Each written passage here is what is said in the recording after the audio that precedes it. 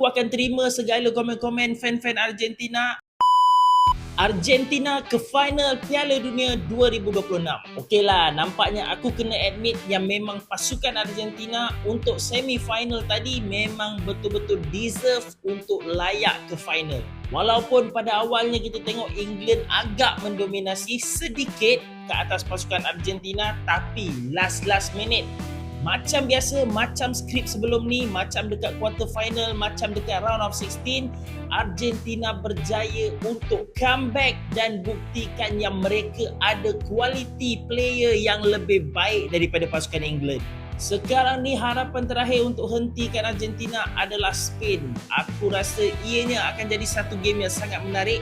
Sistem versus individual player sekali lagi macam lawan dengan France hari tu. Mampu atau tidak Argentina buat magic diorang lagi dekat final nanti bertemu dengan Spain. Fan-fan Argentina, tahniah. Aku admit, aku salah.